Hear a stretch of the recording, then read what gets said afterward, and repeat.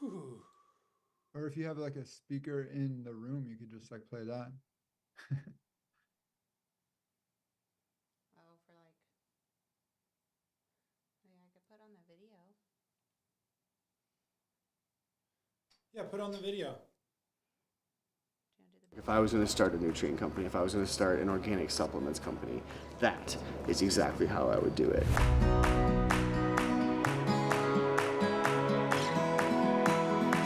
We did not inherit the planet from our parents, but we are borrowing it from our children. Because most importantly, we wanted to be a fertilizer company that felt good about what we were putting into the earth. That's the ultimate goal, I think, is fixing this food problem, also just food accessibility. A lot of people think eating organic is going to cost more money. If you're growing it in your own backyard, it's at a fraction of the cost. It's been scientifically proven, like working in the earth, there's actually microbiomes and bacteria and things that are like antidepressants and actually make you happy. The things that we're doing are rooted in real science, real testing, real side-by-side results, and they're really meant to help people improve whatever they're doing in an affordable way.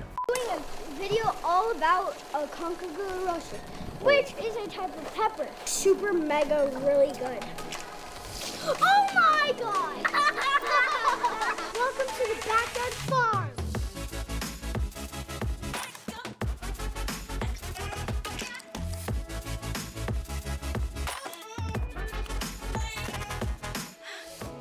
Backyard farming supply started way back before there was a whole Dooley family.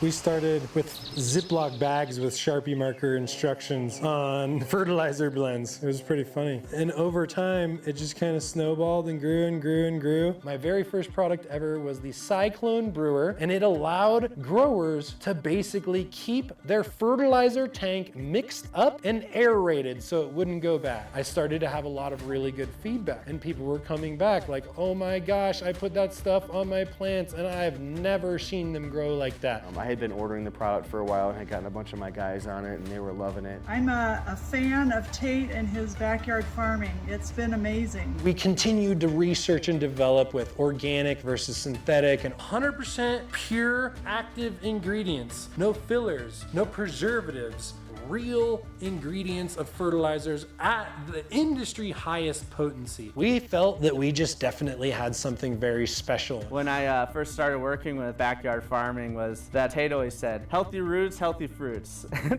Feed the soil, because the soil can then give you everything that the plant needs. Anybody can start, whether it's from, some little container by your window in an apartment, all the way to raised beds in your backyard. Getting out there and telling people, hey, you can take a small plot of land like this and you can actually maximize and really get some significant produce out of it. Let's put good things into the ground that we feel good about for future generations.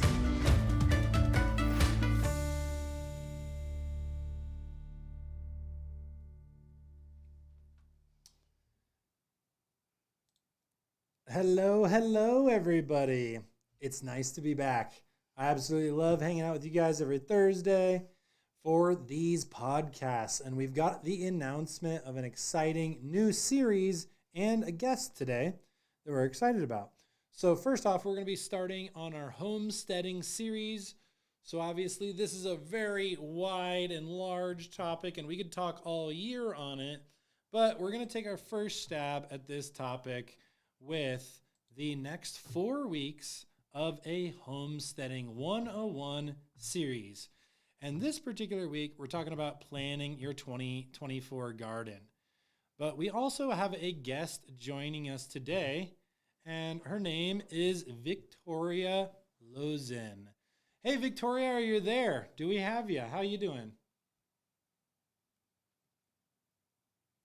It looks like your microphone is on mute. Hey, Tate. Hey, how you doing?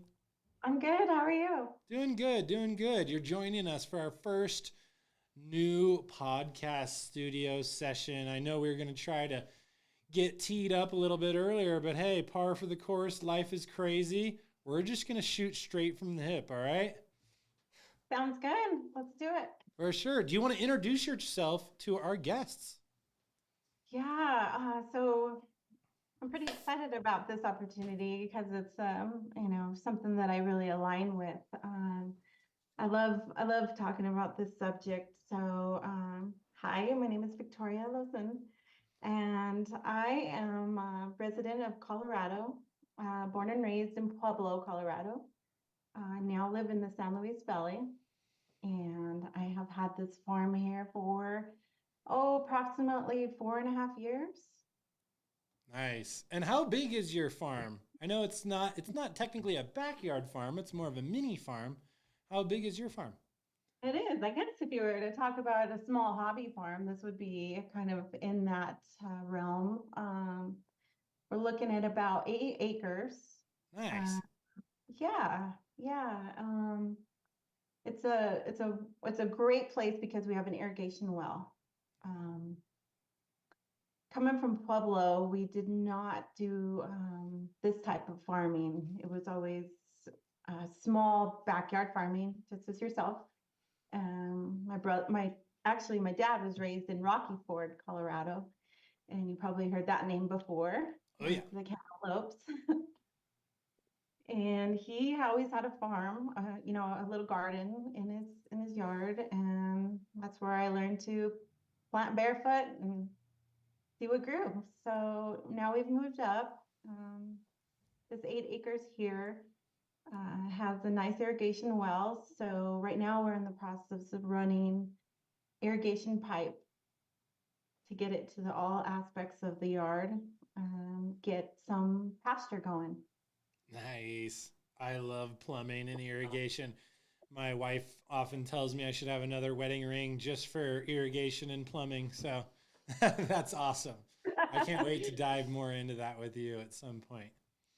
Yeah, I mean, I know we're kind of encompassing gardening, but homesteading is so much more. It's got this broad realm of, so many aspects that I'm still learning about. It's definitely a learning experience. If you're trying to get into homesteading, the biggest thing is to, start out small and do what you can, figure that out, and then move on. I totally agree.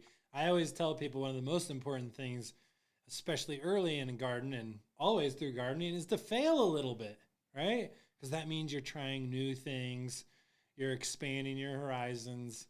And it's always cool when we hit a grand slam on the first try, but inevitably, we can't do that every single time. And we got to fail a little bit to know how to do it better the next time. So that's what it's all about. Students till the day we die, right, Victoria? Yeah, absolutely. Coming from Pueblo, there was, fertile land there.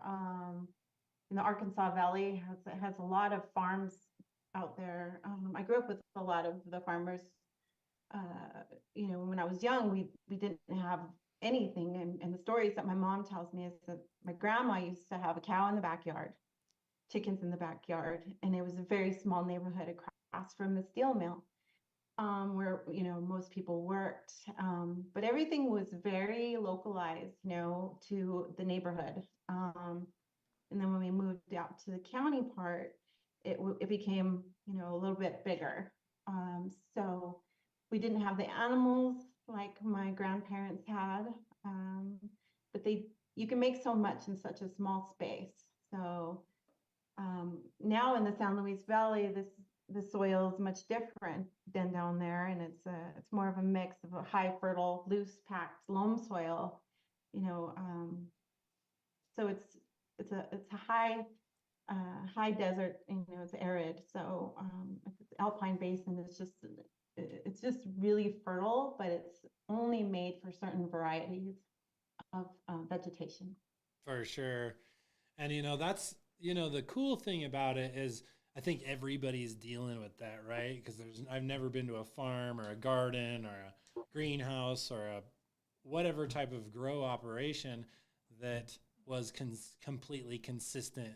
And that's the beauty of it is Mother Nature throws these variables and variations at us, and we learn about it and how to overcome it and further how to optimize it and what solutions work for our lifestyle, time allocation, budget, end goals, and all the other things. So You're living it. And I've always said, I'm actually really jealous because I've always said that the most productive farms are between 5 and 10 acres. If we could have thousands of 5 and 10 acre farms instead of dozens of, or, hundreds of 5 to 50,000 acre farms, I think that first off, it'd be a lot better for the planet. Second off, it'd be a lot better for the pollinators and the biology. Third off, it'd be a lot better for the people. And fourth off, it'd be much easier from a logistical standpoint to be able to keep people food with microclimate production that is decentralized and easy for everybody to access. So I love that. I can't wait. Maybe this spring we'll bring the cameras down there and do a Getting Dirty podcast with you and seeing the animals and the plants and the soil and the beautiful Mother Nature and all of her splendor. Yes, I would love that. It would be a joy to have you guys come along and see, the progress that we're making, and hopefully, we'll start gaining some traction this year with the pasture. Because with the homestead here, we're the reason that I decided to get into this personally was for health reasons, and I just wanted to eat clean. I wanted to spend less time at the supermarket. And once I started seeing how even some small farms process their animals, I went even a step further. So, yeah, my family's not going to stop eating meat. I may go off and on, vegetarian to meat occasionally if it's something now for sure that I know that is going to treat me well in my health and my body. But we're doing this anyway. I'm raising pigs. We're raising cows, wagyus. They're F2, so they're like 86.7% wagyu. Nice. So I'm trying to feed them well, and we're figuring out. That's awesome. Hey, no better way than to just do it, right? Yeah, I just got to jump in. And when I first saw a pig, in front of me for the first time, I couldn't believe how large they were. I thought, what did I get myself into? But, they're pretty intelligent. They're pretty docile, and they're not really hard to manage. And now I'm really trying to key in on the heritage breed. Encompasses several different types of pork genes. So we're focusing on primarily two here, and the heritage meat is just lovely. Oh yeah. Yeah, and I mean, for our viewers out there and our fellow backyard farmers and green thumbs, like obviously there's a lot of awareness going on with meat in a 360-degree angle of new information that's coming in. And I myself I don't know what it's called. I like to call it a cleanitarian, because I think that if we just paid attention to exactly your point of knowing what's in and on the animals and on the food and making sure that it's something that we align with and that it's as clean as possible, and without hormones and pesticides, herbicides, fungicides, and vaccines and antibiotics. None of that stuff. Yeah. I'm not giving any of my animals that yet, and we haven't had one problem, as long as we keep them clean and they're able to go out on pasture. So, just figuring out how to get the backyard garden, the expanded garden done to where I can put them hogs out on there and they can forage like if they're in their natural element. I can plant rows of turnips and beets and winter rye and things like that, and they can go out and forage, and they don't have to have corn and soy. Right. That's just the cheapest way to do it for the commercial guys. So maybe at some point we'll add maybe even a fifth week onto the homesteading series all about animals and rotating them on and off pastures and how it affects the pasture, the growth, the carbon sequestration, the methane sequestration, and all the other things that can happen with the native biology. But to keep it rolling for today. Yeah, biochar, that's huge as well, to keep the microbes healthy in the soil. I use a lot of manure. Yeah. A lot of manure. We get it rotated out and then put it into the field, and then it gets. Right now, it's lightly tilled in, so just to Awesome. get everything going. Heck yeah, for sure. Well, yeah, to jump back for today, I wanted to just give the viewers out there a little bit of a grasp of the material that we're going to be going over today. And obviously, you guys can see the slide here. And it's first off, it's all about everything that Victoria's said and learning the essentials for growing your own high nutrient density food, that you're aware of what's in and on the food and how it affects people, planet, and all the other systems.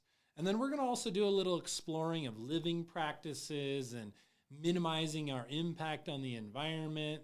We're going to talk a little bit about connecting with nature and rediscovering the simplicity, but also the steps, systems, and methods to be truly self-sufficient and self-reliant. And we're going to also finish with, supportive community homesteading efforts and events and different ways that we can allow our experience to share with other people in the community to boost wisdom, knowledge, life skills, and a lot of other things. So we're going to dive in. And I know that there's so many different aspects to homesteading. But week one, which we're really excited for this multi-week series. This is our first time ever doing this. So guys out there paying attention, feel free to give us any pro tips on things that you'd like to see us add on to the homesteading series, just like we're talking about with Victoria, maybe animals and pastures, or maybe it's biology, or maybe it's nutrients, or maybe it's how to avoid or how to mitigate weather patterns, or all sorts of different things. But week one, we're starting with the basics. And I think that that's the best spot to start, is the general plan. Because if you don't have a plan, then you plan to fail. And I think that that's something that is really important and prevalent in society in general now. So we're going to start our Homesteading 101 series, week one, with garden planning. We're going to go a little bit into what and why what you want to grow and why you want to grow it, and how that affects you, your family, your lifestyle, the planet, maybe even a diet that you want to work towards, just like Victoria brought up with rotating on and off a meat diet or a plant-based diet, or maybe it's even a fruit diet and a vegetable diet or a leafy greens diet, and how we can kind of rotate around to these specifics based upon our goals. Also, what are you working with? Like, what's your sun and shade? What's your space? Do you have a patio? Do you have a small backyard, a decent sized backyard, an acre or 8 acres, all the way up? I think that everybody with any type of green thumb or desire to have a green thumb can fit into this category. We're going to also go on to water and utilities and how to prioritize your irrigation or any other things that might need power, water, or general utilities for your farm to minimize the budget and to maximize the optimization of your entire system. Further, how much time does this stuff take? Because I think that that's one of the biggest things that prevents a lot of people from diving into gardening. Is there are ways that you can set it up where you're not spending that much time, and then there's other ways, and it might be a choice. I know it is for me in the summertime to ensure that I'm getting to spend a minimum of a couple hours a day out in the garden, whether it's just hanging out and enjoying, listening to the birds, the bees, and observing the plants and being a part of Mother Nature and her frequency, or if you want to maximize your garden output, while doing 2 jobs and being a family member and being a spouse and somehow trying to make time for yourself. I think that time constraint is one of the biggest issues that we have in this fast-paced world.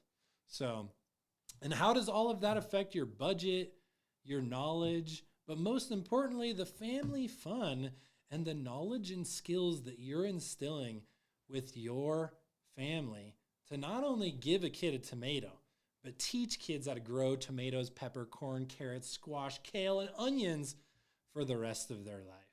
So I think that that's a really, dear topic to most people's goals for homesteading and setting up a homestead in general. So we appreciate you guys joining us today. It's going to be a lot of fun. And Victoria, thanks for joining us. We really appreciate it. Yay, I'm excited about this. Let's do it. For sure. And so garden planning, huh? We're going to start out with, exactly what kind of layout you're looking at, right? So if you're looking at homesteading, you're wanting to look at, what can I afford? As, most people are going to say. And other people are going to say, oh, I can only do it on my balcony, my patio. I have maybe a 10 by 10 spot in my backyard, but I have water. So, bravo, go for it. Get you some lettuce and up your mineral content, because compared to the stores, you're going to be serving yourself some definite nutrients. That's for sure.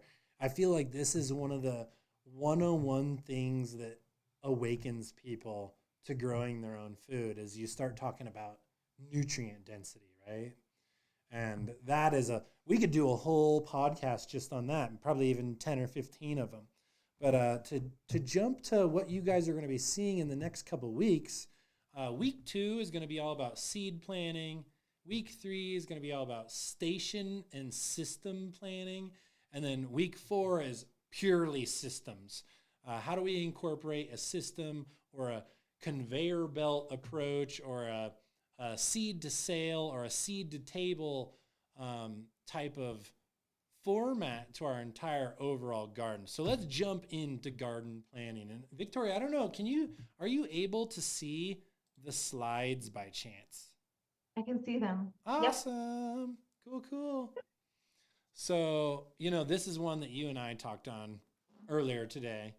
And I think, what are your end goals? So, Victoria, what were your end goals and why did you want to set up your own homestead? Yeah, I have a passion for cooking. So I really enjoy making food. I enjoy feeding my family and not having to worry about if this meat came from, the larger industrial CAFOs, I believe they're called. Or China. Yeah. Or Brazil, or, travel across the ocean to get here. So that was a huge mindset, but really peacefulness was why we moved down here. Bubba was just a little bit too much, and it was getting pretty hot up there. And the opportunity, to have this place come available, not everyone can get an opportunity where, a chicken coop already existed, a greenhouse was already in place, a barn was already built by relatively good, well-trained carpenters, and we have a lot of Amish down here as well. So, learning from people, having mentors, that you're able to learn from, I think, inspired me as well. I had a couple of friends that were vegetarian, and I never in my life never thought that I could ever go vegetarian. And then I took a trip to Mexico and I lost 8 pounds, and I went foraging, learning from mushrooms, and I learned a lot about eating. More so than at 38 years old, I ever, I felt kind of gypped, like I hadn't experienced this part of life. Even though we had a garden, even though, I knew that we were going to get tomatoes and peppers and cucumbers, and we were going to eat these things in the summertime, right? Because we're in Colorado, it's like 150-day, I think, growing period. Down here, it's even less. We're at a 90-day growing period. Wow. So yeah, you really gotta, you know, I guess it's just a passion for knowing now what I'm putting in my body. So feeding my family, because like I said, they're not gonna stop eating meat. Um, there's so many rabbit holes you can go down though with each of those. So Right. to try to stay on track, with, I guess, yeah, that's pretty much what inspired me, was to be self-sufficient, have a place where I really don't have to leave very often. I go to the supermarket once in a while, because my son's still at home and he drinks some milk. But I haven't got into the Jersey cows yet, um, because I just don't have that kind of time, because I'm still working as well. Right. Balancing that, but I could not do it without my family. And I really appreciate the fact that we are able to have a greenhouse and grow some really nice vegetables for me, my friends, family, um, and even the community, because we do the farmers market. So my son, he definitely learns how to work. So I put him up at the farmers market, and he sells the goods, and he learns how to talk to people. He learns how to communicate, and he definitely, learns the finances part of it and charging people, and I think that really gives me a lot of pleasure as well. I totally agree.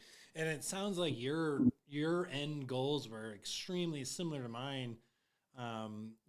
First off, knowing what's in and on the food. Second off, learning these life skills of self-sufficiency. Third off, the awareness of what's going on with our current food system from even a finance side, and how these mega farms have gotten to be in the position that they're in. But for me, it was all about the family. As you can see behind me, I got my kiddos here. And basically, when I first got with Kelly, my wife now, I started to look at the future in a different way. Isn't that funny how the right person can help you to look at the future in a more positive and more broad spectrum? And I started to really pay attention to the environment and what was going on with food, and started to look at some of the studies for the future of not only our climate, but also diet. And it really wanted me to be able to preach the message and to be able to be a student of life with people, to know exactly, like I said, what's in and on the food, but to give them the skills, not only to know what's in and on the food, but how to build the beds, how to monitor the soil, how to monitor and replant and rebalance the cover crops, what's going on underneath those cover crops in the root system from a microbiological aspect, and how that pertains to nutrient density and keeping plants off of pesticides, herbicides, and fungicides. And at the end of the day, it's really all about that health and wellness piece. So I would agree with you. And I'd like to know, for the viewers out there, please put your comments down below. What are your end goals for farming? Like, do you already have a homestead? Are you living in an apartment? You want to make the transition that Victoria made? Are you sitting there staring at a large backyard with only one garden bed in it, and you want to figure out how you can scale all the way up while being able to keep control of your life and your time and your schedule? There's so many things to look at, but ultimately, I think that that's the beauty of homesteading. Yeah, connecting with the earth is huge as well, getting Yes. out there. I'm a barefoot kind of girl, so I love to be outside, my hands in the dirt. And, if I'm not doing that, I'm up in the mountains foraging for mushrooms. So if I'm not connecting, I'm grounding and making that, some people would probably, think of it as their therapy. Oh, I know a lot of myself people. included, for sure. Sorry, Yeah. continue. Yeah, so it's definitely encompassing health and wellness. I mean, there's a movement going on, and it was similar in the cannabis industry, but there's a lot of people that are noticing that the food is not um, optimal in some places. Yeah. And even when you go to whole paycheck or places like that, you're definitely paying for maybe these exotic things that are coming from Mexico, or even now there's some places that have like a roots hub, where they get stuff and they always have a constant flow of produce, but they're getting stuff from Arizona, from here, from there. I don't know how you can keep track of who exactly is touching and what's being put on that stuff. Yeah. So you also have to eat, kind of in your season as well. And that's really hard for people because when they want a strawberry, they want a strawberry, and if they don't have a lot of sweets in their life, then fruit is their go-to. So I'm not saying I stay completely out of the supermarkets, that's for sure, but It's hard. I try I try to minimize, the runs to just, nuts and pumpkin seeds and dates and bananas and things like that, where, I'm not going to be able to get them locally, So especially GM in Colorado. so GMO is not your favorite food group. No, I'm just playing. I'm just playing. Yeah, no, I totally agree. And we touched on it real quick, but it's worth mentioning because some people don't know. What's To funny, Tate, is my son, he's an FFA. Yeah, And we're really rural here, and they're teaching those kids that GMO is not bad. I know. It's wild. And you know why? And It goes back to the money. Always follow the money. But hey. he's at an ag conference today, and I told him, okay, your homework is to tell me why industrial agriculture, is perhaps better than a small farm, sustainable farm. So I really want to hear his contracts. Not that he's right or wrong, but I really am anxious to hear his thought process on it, or if he's just regurgitating whatever they're teaching him, which, I really would like him to be a little bit more um, thought provoking in that aspect. I totally agree. And I think that that's another thing that homesteading and growing really teaches you because there's so many things that you start asking why a lot, right? Like, why do I do this or why do I do that? And ultimately, that can ingrain into your overall life. Back to the exact point that you're bringing up of like, why do we do it this way? Why is the money funded this way? Why are these crops subsidized this way? Why are these products being used? Systems, procedures, methods, logistics, labor method. Like, there's so many different pieces to why. But You have to keep talking about these things. Yeah. A lot of people are reluctant. They don't want to visit the past or go back to. I don't know. Maybe people are more inclined to just be at convenience nowadays. I But think that's the biggest thing, to be honest. I think that convenience has led us down a bad path, whether it's single-use plastics, food, meat, even the media that we consume, the information we consume is a lot of times what I see, and I hope it's not this way for myself, and I try as hard not to, of a lot of very quick information only going 1 to 10% deep into a topic instead of fully saturating yourself and finding out all the points of views, right? yeah, absolutely. Even just something as simple as this, planting a garden. You go down. What materials am I going to use? Am I going to start this with wood? Am I going to, am I going to use cedar? Am I going to use beds, rows, till, no till? It can get confusing for people, but Yeah. you have to just keep it simple, just start by putting that seed in the ground, hopefully, and getting that sunlight and the water on it. And Mother Earth is just going to do the rest, and don't make it complicated, right? Yeah, That's for sure. And like this, I think that tees right into our first slide here perfectly. Of a lot of people are like, all right, well, what's the first step to planting a garden? I think one of the biggest, most simple ways that we can look at it is, are you indoor or are you outdoor?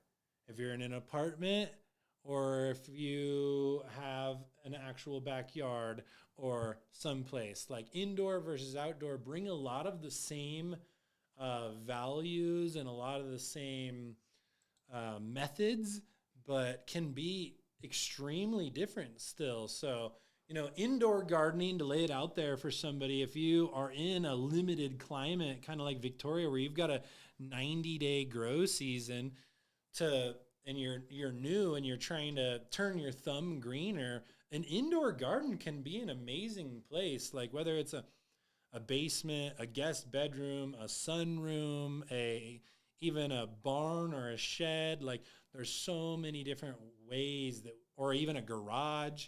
There's so many different ways that we can start our homestead with an indoor garden. And I honestly think that an indoor space is key, even once you get to an outdoor garden, because, here in Colorado, you almost have to start your seeds indoors. Like I just released the seed starting blueprint from Backyard Farming Academy.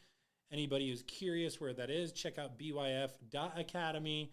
It's a very comprehensive course, but it goes over starting seeds specifically indoors for maximum control almost of every angle, whether it's disease, growth, timing, automation, all the other things. I feel like indoor is the first place to start.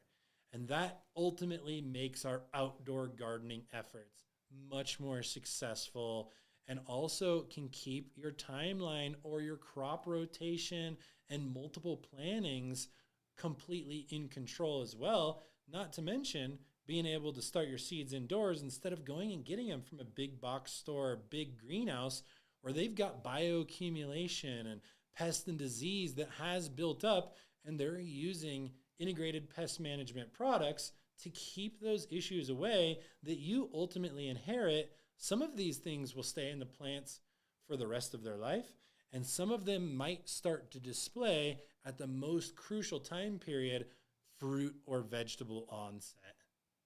So I think it's really important to have an indoor to feed or supply your outdoor. Now, obviously, you're kind of dealing with both. You're dealing with an indoor, a greenhouse, and an outdoor, correct? Correct. Yes. When I first started here, I definitely was super excited with all the seeds, and I sowed everything indoors. Like probably if I had to be honest, it was probably this time. I was so excited for spring. But March, is usually when you want to start getting some of your things. Tomatoes are definitely something that you want to, they want a 70-degree soil, so you're going to want to baby those quite a bit. And I'm huge on tomatoes. So for me, my end game is, I love to can. So canning is it for me. I may get a freeze dryer eventually. Oh, yeah. Yeah, do you have one? I don't right now. It was honestly on my list for last year. I ran out of time, and yeah, I just actually ended up prepping and cutting and cooking everything and doing vacuum seal and freezing, traditional freezing. But like right now, I'm eating off of my fresh garden food. Yeah, it's frozen, but I know where it came from. I knew all the things that we've been talking about. I got to cook it and season it in the way that I wanted. And now here it is, February, and I still literally have a 99% full freezer because of the amount of cooking and prepping that I did at the end of the year last year.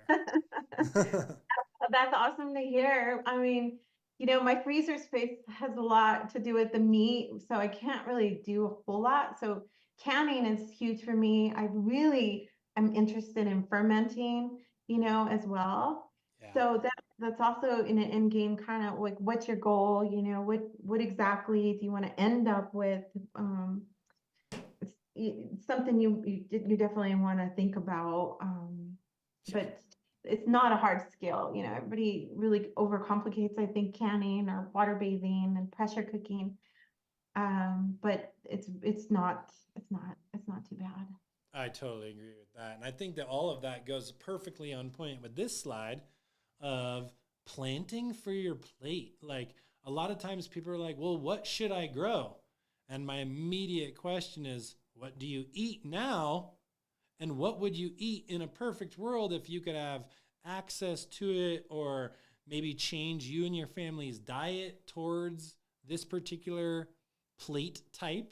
And that's where you watch people's eyes and mind open, because the grocery store has given us a very narrow perspective. And I always like to use peppers and tomatoes, even though you could apply this to the entire produce department. People come to my garden and they're like, dude, how many types of tomato and pepper are you growing? I'm like, well, this year I've got 80 different types of pepper and 80 plus different types of varieties of tomatoes. And check this one out. It's the black strawberry, and that one's the peach tomato, and that's the pineapple tomato. And check out these garanga peppers. And people are like, whoa, I had no idea. I thought a tomato was a tomato. And then you start telling them, there's 45,000 species of tomato. And they're like, oh my gosh, I had no idea. And that expands people's plate, right? Because once they find out that you've got an opportunity for a super diverse, even singular plant type, like a tomato or a pepper, but you can have every flavor under the rainbow, it expands their mind, it expands their heart, their soul, their taste buds, their plate, and their diet. And ultimately, that is where I find that the rubber meets the road for self-sufficiency and control of your food, is blowing people's mind through their taste buds, through their mouth, through their stomach. That is one of the biggest inspirations that people have to grow their own food. Oh, for sure. I mean, eventually we have a cabin here and I want to do like a harvest host kind of thing and have like farm to table meals, but I really want to do it authentically, like with in-ground kitchen and very methodical treatment of, of everything actually, fire cooked and eventually I think that will be something that gives me a huge amount of pleasure and then also be able to do canning, beets is huge, beets. I mean, if anything, if you really like beets, and you can grow 16 of them in a pretty much a 1x2 little area, and that will feed you for 6 to 8 months. You can freeze it as well, but the options are just, you just have to really, it's really great to come onto a homestead and be like, I want to do all these things, but you have to stay kind of smaller at first. And it's really frustrating in some aspects because I think the animals, for us getting that on track first was most important, and getting that a steady food supply of meat in the freezer, finding butchers, things like that. But when you get a rotation going for your outdoor garden and you get your soil tested if you wanted to, if not, you just go to the store and you buy your soil there, but treating it with your nitrogen and phosphorus, and potassium, those are the very basic, like you're talking about, just being real basic, making sure those veggies get the 6 to 8 hours of light,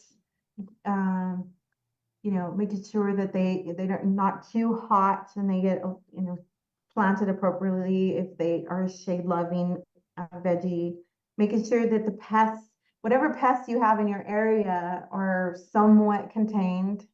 Like deer, some people have deer down here, like in Del Norte, they have a lot of deer. Almost, there's a lot of deer. Not so much deer here because we have the animals and the dogs.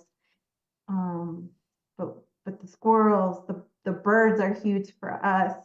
And the raccoons, oh my goodness, I have two apple trees, Kate, and I was about to harvest, uh, two wonderful trees full of apples. And I should have did it, but the next day I went out to do it and they were gone. The raccoons had broken them, tore them apart. It was really heartbreaking. I But feel I feel your pain. They did the same thing to my little corn bed. I had a oh, I had a 5 by 10 corn bed, and I actually ended up counting even all the husks that they ate, and I would have pulled over 500 corn husks, 10 to 14 inches long, off of a 5 foot by 10 foot bed. But those little stinkers. they ate about 150 of them. It was Oh, crazy in one wow. night.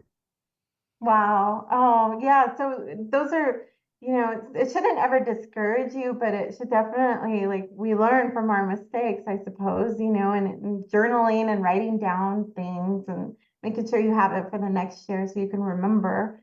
Uh, Yeah, yeah. There's um, there's so many things that we learn every year is different. Like last year, uh, the not this last summer, but the summer before, almost 100 degrees every single day.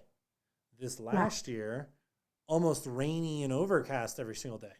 It was Wow. polar opposite.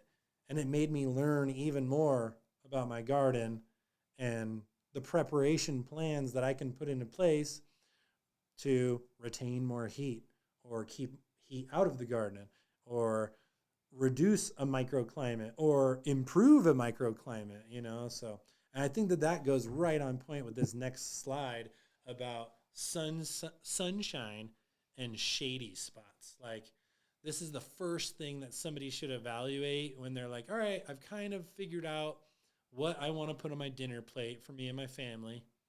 And now they need to allocate those crops to the sun and shade levels that are going to give them the maximized and optimized performance. So know your sun zones. Like, yeah, we're here in Colorado, and I'm in zone 5B up here in Broomfield / Denver, Colorado. What's your garden zone down there? It's 4A. 4A. Yeah, so like you said, one of the shortest. So you're gonna have to like really optimize your sun exposure and pay a lot of attention to your shady spots and things like that, because obviously, like, most vegetables really want that 6 to 8 hours of direct sunlight. And there's certain things like kale that can grow in a lot more shade versus things like tomatoes or peppers that just really want as much sun as you can dang near give them. But the other trick about that is, like, Colorado's sun is pretty harsh. We're pretty exposed to a lot more solar radiation than some of the other garden zones. So how do we take that into account and give our plants full sun in the hours aspect, but potentially reduce some of the hardcore solar damage that can be caused, especially to fruits and vegetables if they're completely exposed all year long to direct sun with things like shade cloth, or maybe even it's just protection over the fruits and vegetables themselves. But there's a lot of different things that we got to pay attention to when it comes down to utilizing plant sun and shade to maximize leafies, herbs, and all the other things that we're trying to grow in our garden. Yeah, I'm with you. In the greenhouse, anything of the fruit nature, my strawberries are doing lovely. But they definitely require quite a bit of water. When it's, I think we get up to maybe 85, 88 degrees down here, when it's really hot, but it's a very dry heat, it's that semi-arid desert heat. We're at elevation like 76, and some people might be down at sea level, other people might be coming from the East Coast and they hardly see the sun, Right. So we get quite a few days. I think it's like around 340 days of sunshine in Colorado. Yep. It's We're the really, Sunshine State. yeah, I mean, it's a really wonderful thing because things move out quickly.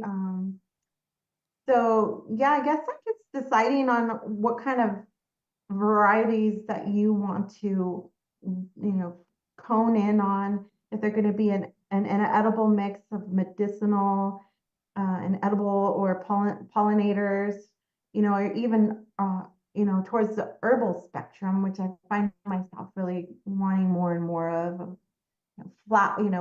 Flowers is just my joy.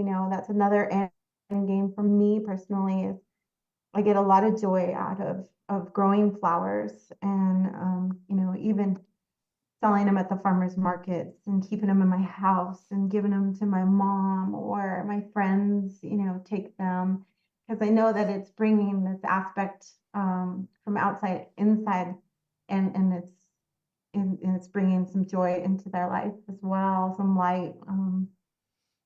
As long as you can hone in on that, then you can go from there to what you want to preserve and how you want to preserve it.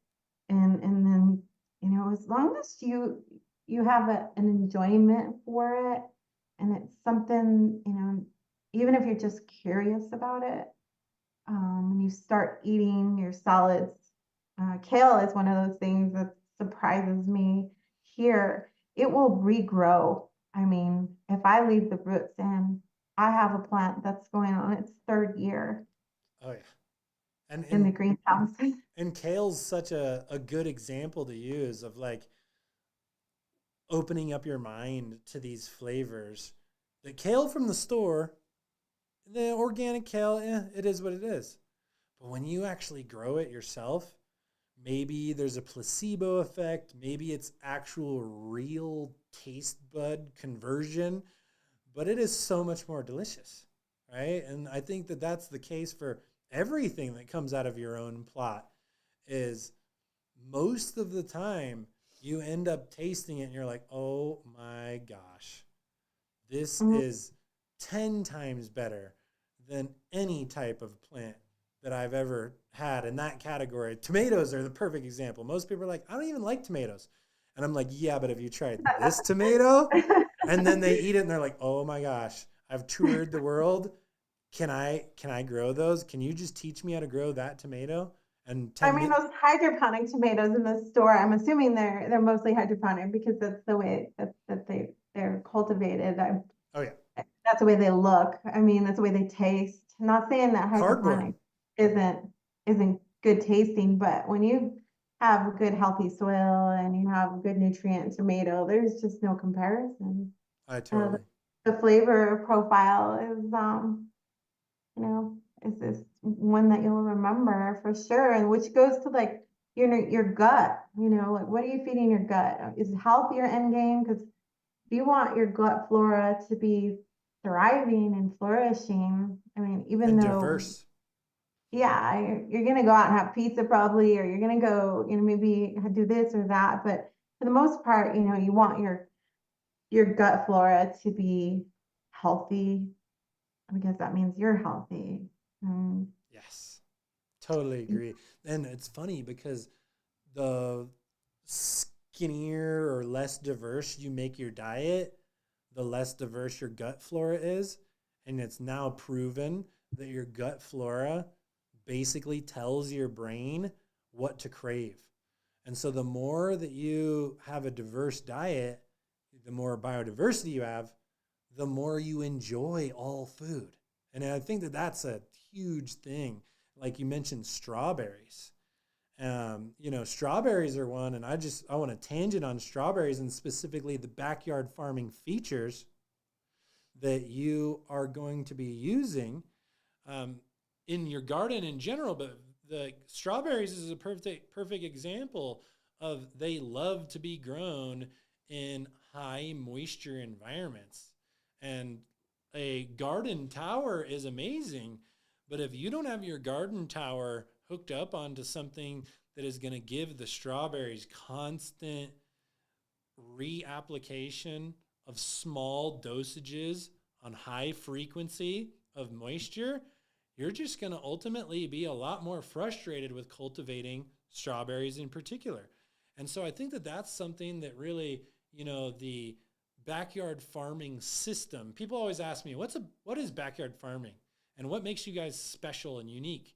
And I'm like, well, it's really that we're not trying to teach people to just throw a bed down on the ground, but we're trying to give people a backyard farming system with proper backyard farming features, going all the way from a seed starting station to a fruit tree orchard to a strawberry vertical planter to companion planting with the three sisters, corn, beans, and squash, all the way to an irrigation station or a prep and harvesting and washing station at the end of the plant's life. Like, if we're able to bring these proper backyard farming features to individual plants for that specific plant type and tailor it, now we're going to have a lot more success. And it's going to allow us to embrace more of our space, maximize more of our space all day, every day, bending over, breaking their back.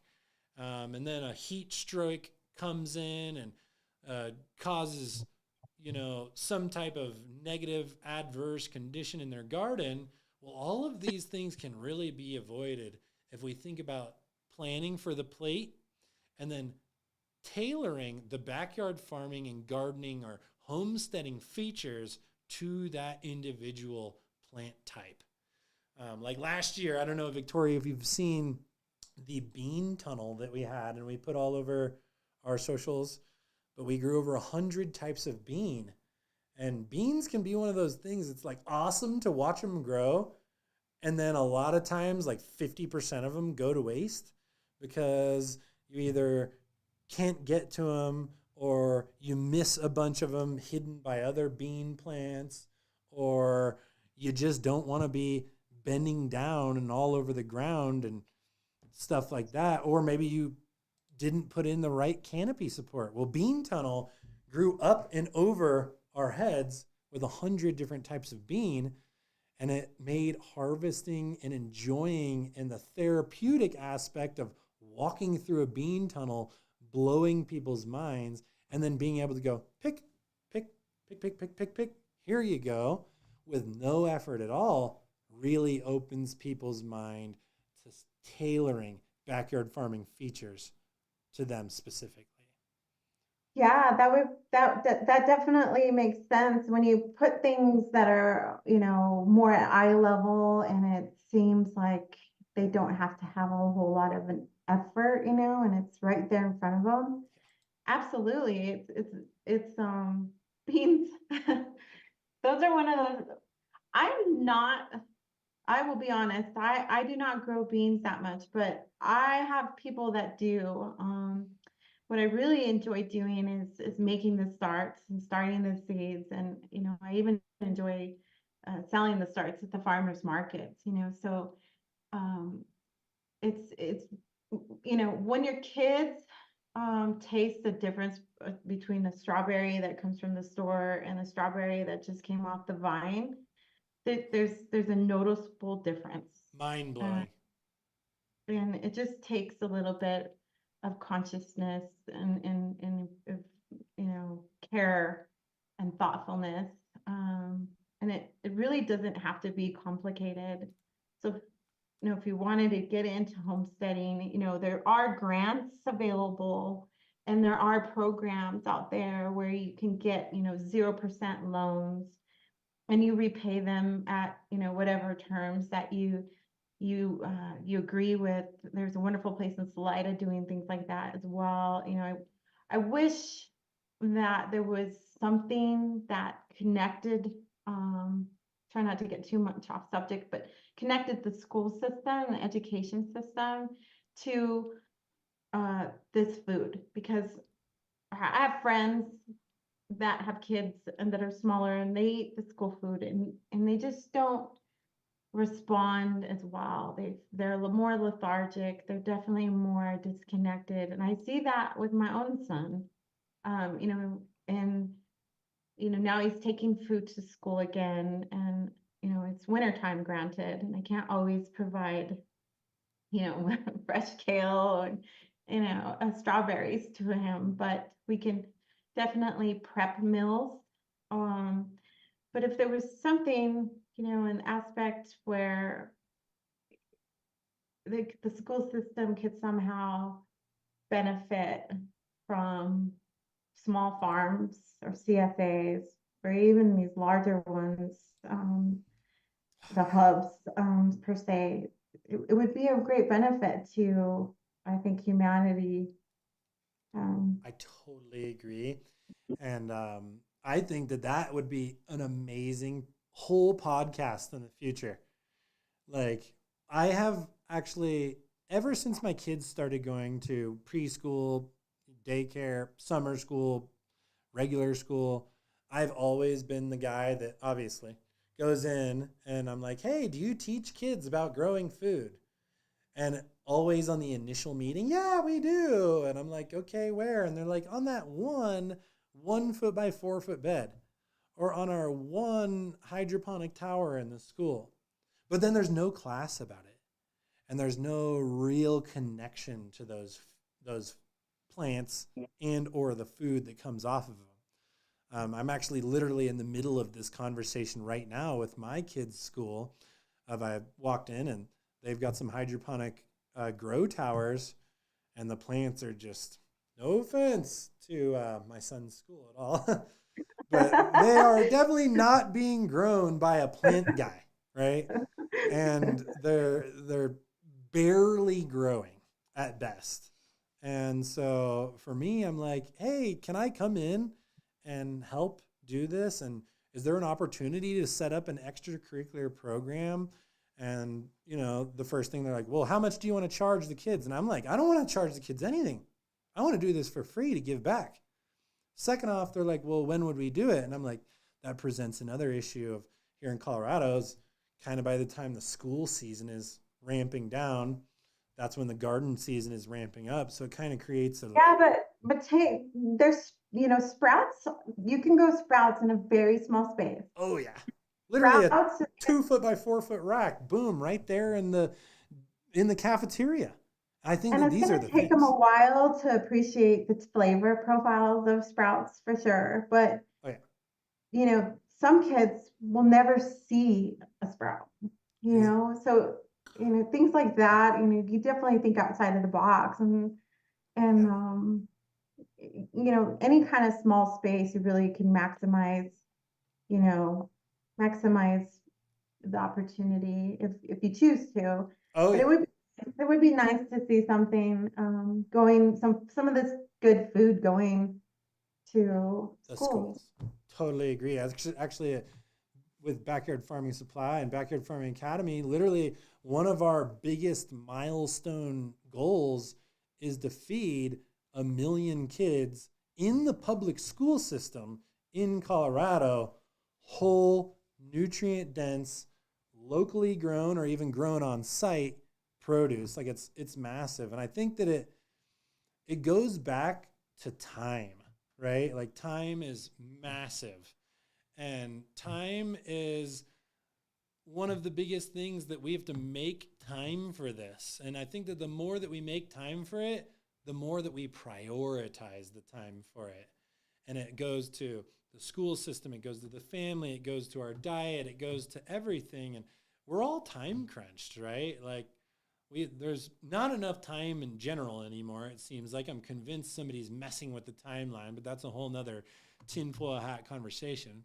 But ultimately, I think that you're 100% correct. And by, the right features, the right systems, we can optimize the amount of time that we spend in our garden, whether it's keeping our busy schedule busy and not prioritized on food and relying upon automation and those types of things to really maximize our garden, or the simple things that buy you back steps in your garden, like mulch, to minimize your watering and maximize the retention of the water in the garden beds and features themselves, or all the way to planting strategically and companion planting to make sure that we're keeping as much solar radiation off of our soil as possible to utilize those inputs a lot better. Yeah, a lot Ultimately, of people probably won't know what you're talking about if they're just looking at this as a new frontier, right? So you're talking about the leaves from specific plants sheltering the other plants. yeah, super Yeah. important. And things like that should be taught in school as well, you know. So really all starts systemic change starts really basic. You know, it's not that hard to have a salad bar in a school as an option for maybe once a week. You know, I work at the hospital as a career as well. And that was my kind of you know, first when I was young, you know, I went into what am I going to do? So then I decided to become a CNA, right? And then from a CNA, I cleaned houses and struggled through that. And then I was able to go through school, and then I went to radiology school. And now I'm able to work in the hospital, but I see now they've shifted. They've shifted even in the hospital to salad bar every single day. Um, Amazing. yeah, so I see even the unhealthy people coming in that maybe I've worked with, you know, or I've had to assist in doing an exam, and they're going in to sometimes they'll look at the salad bar and sometimes they won't, you know, but the option of having, you know, maybe it's not all from the farms, you know, but maybe some of it could be. Right. And I Um, think all that goes to like, you are what you eat, right? And if you're eating unhealthy, processed food that's easy and convenient, that's kind of the rest of your life story. And I hate to say it that bluntly. And obviously, we're never here to offend anybody, but I think that having that fresh salad bar in the hospital and then the feelings that people get after eating clean ultimately sparks the imagination and sparks change. And whether that influences their daily and weekly activities or not, I think that it opens their eyes a little bit. And ultimately that might convince them to start growing. So if they are going to start growing, like, I think that a lot of people look at farming as a full-time hobby. And you can definitely be a farmer. Even for me at my backyard farm, like, it's not huge, but it's like roughly, 24 garden features and, probably 3,500 square feet of solid canopy, which isn't, it's not huge, but it's not small. It's right there in that kind of nice, uh, starting to be a medium size. And I am able to leave for weeks on end and go overseas and go visit other farms. And my system allows me to be a hobbyist, full time gardener that's optimizing and maximizing my crops. And ultimately, that's what we're trying to do. And that's how we're giving back with Backyard Farming Academy. So, like, what would you say to somebody? I encourage everybody to start as a hobby. And maybe that salad bar in the hospital or in the school will encourage this to become a hobby for people that ultimately might influence them and their family to creating a more green thumb. Yeah, I'm with you. I think the more we talk about this issue, the broader, you know, we can reach people. Who knows? Who knows who may be listening at some point and actually might, you know, start taking that into you know, because not everyone can stay home and do homeschool. I mean, it would be a wonderful option, but the reality is just, especially where I'm from, it's just not, you know, not going to happen. Right. Snow days are difficult enough. So, um, access to to where the change just, would be nice to happen as systemic as when they're young, and it would be really great for children to start learning to eat Yeah. with a more broad palate, yeah, at a young age. So I that's totally. that's what I think about, the whole school system subject. I think it would be really nice to have good, meaningful conversations about clean eating. Yeah. I mean, ultimately, I think, you know, two things that really need to be brought into school is, first off, I think that one of the best classrooms is a garden, right? How many different things you could almost learn about? You could do math in a garden. You could do reading and writing in a garden, whether it's a garden journal or log or plan. You could do science in the garden, whether it's chemistry or microbiology. You could do, Absolutely, you know, yeah. Biology, if they could start teaching them about phosphorus, and potassium and nitrogen when they're young, it would come so much easier. It wouldn't be so intimidating, or the reluctancy, you know, um, yeah, I agree. And or ultimately, even the types of plants just to get started with, and what their profiles would be preference, tomatoes, radishes, beets, lettuce, carrots, where are these coming from? They're just not coming from the supermarket. seriously, I would take some of these little food packs and or just literally 5 gallon buckets of tomatoes and peppers over to the park, because I live right across the street from a park and a green belt, and it's actually right where the kids bus stop is too, for the public school system. And I would go over there, and it was really funny. I'd start going over there, like, at this point probably 5 years ago, and I'd bring over, and the first time I went over there, almost nothing was taken and almost nothing was eaten. And they're like, I don't like that stuff. I want pizza. I want, Right. I want fast food, to not drop any names.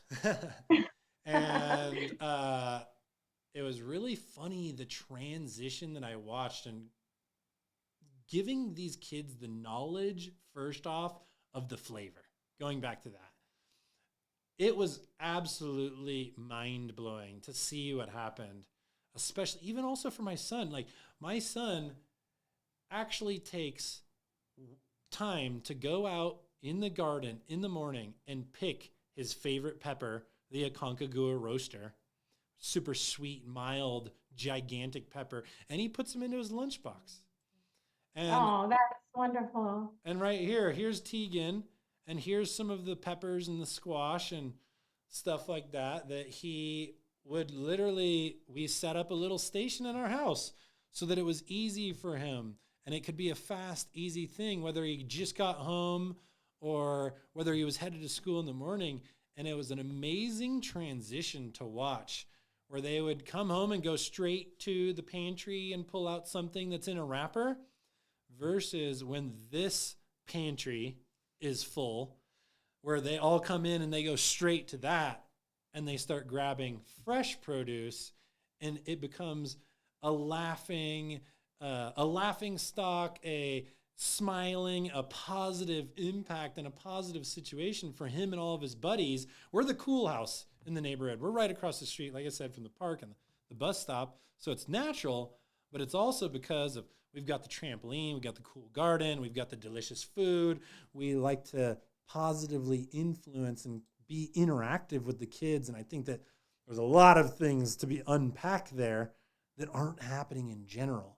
And I think that it all goes back to knowledge, awareness, and being conscious of what we're instilling into the future generations. Like this right here, this is the food that I prep, I core, prep, and either leave raw or cook some of it, vacuum seal it, and prepare myself for the winter months when I can't grow, but also the uncertain times, whether it's simple uncertainty of, oh my gosh, I just got done working for the day, I got to go get the kids from school, or I forgot to go to the grocery store and the refrigerator's empty. It could be as simple uncertainty as that, all the way to completely complex uncertainties like are going on in the world right now with availability and prices and ingredients and genetics of the food crops that people are eating, and ultimately pesticides, Well, herbicides, fungicides, GMOs. well, yeah, where we're at down here, there's I think 3,000 circles. There's quite a few. And you'll see, the crop planes flying over, it's hard to find large industrial farming that isn't sprayed with some kind of substance. It's their way to keep the pests away, the beetles and the gnats and things like that. But the long-term effects of that, there was even an instance where they accidentally sprayed part of an area that it was a state land, and the snails in there died. So I mean, it's not, they're saying that it's okay, and they're saying it's not that bad. I even heard my son saying that from FFA. So there's a lot of stuff that raises red flags, that you want to make sure with homesteading and with gardening. You just know where it's coming from, it's put on it. And yeah, you might have a couple grasshoppers in there, but if you have some chickens, they might take care of it. And some people use guineas. Time crunch is, like you were saying, is probably the hardest part. Nobody wants to work all day, and I mean, Come home and farm all night. and then come and pull weeds or do things. But once you get started in it, and you get your meal for the night out of it, it all makes it better. I totally agree. And I think that is a perfect tee up, because it's all about family fun in the garden. And the more that we can bring our family into it and expand their knowledge base and their horizon and their diet and their gut flora and their understanding of real science, chemistry, microbiology, effects on climate and microclimate, automation, which is engineering. Like I said, I think that a farm and a garden or a backyard farm is the perfect classroom to teach almost everything in school, right? And you're stemming an idea for me. What if we just reinvented a new type of school that was outside all day, every day? Maybe not on the snowing days and the rainy days, but, outside in these types of conditions, learning on the fly, creating fast solutions to implement upon the problems that we as farmers run into, that there is no agenda for it, right? There's no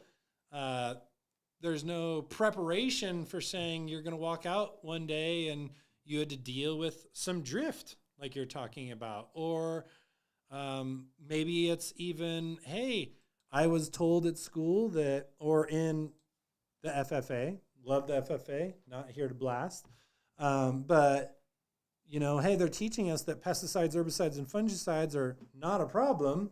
Okay, let's put it to the test. Let's design a little science experiment, and let's put it right there and execute. Because I think that seeing is believing. And the more that we see some of these things play out in the short, medium, and long term, it's going to influence a lot of the decisions, but most importantly, also the critical thinking that goes in. And I think I speak for a lot of Americans that critical thinking is starting to go by the wayside. And we've seen that a lot, especially since 2020 and beyond. And I think that the farm really teaches you how to critically think, and instead of only thinking about a problem, thinking about creative solutions, so that for every problem, you automatically identify and bring multiple solutions. Yeah, that sounds like a school that would be successful to me. It's tough in different climates to be able to get Oh, yeah, outside, but like today, I don't know how it is up there, but it's beautiful here. for sure. Um, and mostly the kids just get outside to run around and get their wiggles out. But if they if the teachers were willing enough to spend some time, even if it was in a small area that got sunlight, they could do an experiment like Right. fairly easy. But even in biology, they could be teaching them, different fertilizer mixtures and soil health, which is a huge thing. It's save the soil now. You have to understand how things need to get put back into the ground. So, there's a whole probably episode we could do just on education and how things change pretty much from the bottom up. But um, you know, I will keep talking to you and talking to other people about as much as possible about the benefits of growing your own food and the satisfaction of putting a seed in the ground and watching that emerge and then harvesting from it. I totally agree, and that tees me up perfectly. You're an amazing. I love having you on here. By the way, it's like the perfect transitions. I Oh, I have that's my first podcast. I guess that's a compliment. heck yeah, yeah. What you were saying there a second ago tees up to Tater's proverb, right? And it's give a kid a tomato, you feed him for a day. Teach a kid to garden, and you feed him and his family for a lifetime. And I think that is one of the most important lessons that we can instill into the next generation, because it gives that element of critical thinking and holistic thinking and systematic approach and solution-based knowledge to implement across our entire next generation. And I think if we're going to give a next generation anything, that'd be amazing. And Victoria, I'd like to thank you once again. Thanks to our special guest here today, Victoria Lozen. Am I pronouncing that correctly? Yeah, that's fine. Perfect. And we look forward to having you on another one. And this is Yeah, that was fun. I could talk all day about this stuff. So hopefully I get another opportunity, and I appreciate you having me here. heck yeah, for sure. No, you'll definitely be back, and you always know it's fun when time flies. And I thought only 20 minutes had gone by, but it was an hour and 20 minutes, and boom, here we are. So we really appreciate your time, and thanks for spreading the word with the next generation and your fellow farmers and friends. And we look forward to having you back. And for those of you guys viewing, let's drop a comment for Victoria and throw her some love. And also, if you guys have any questions, or you heard something that she was talking about that you want to go further into detail, feel free to throw the comments down below. Like, we're here to get better at these podcasts each and every time, and we're here to bring the content that you guys want to hear and discuss, and the solutions, and make sure that you chime in next week. Next week, we're going to be talking about, once again, Homesteading 101. But next week, we're going to go off onto seed planting, which I know is another huge passion for Victoria. So we might even get you back on next week Yeah. and keep it Gotta love rolling. those seeds. Oh, that's where it all starts, right? Where it all starts, yeah. I mean, well, I appreciate you, Tate. Thank you so much. And thanks for anybody else listening. I am excited to share whatever I can. And hopefully, we can get some real messages across. I totally agree. No, you're awesome. And I think I speak for both of us.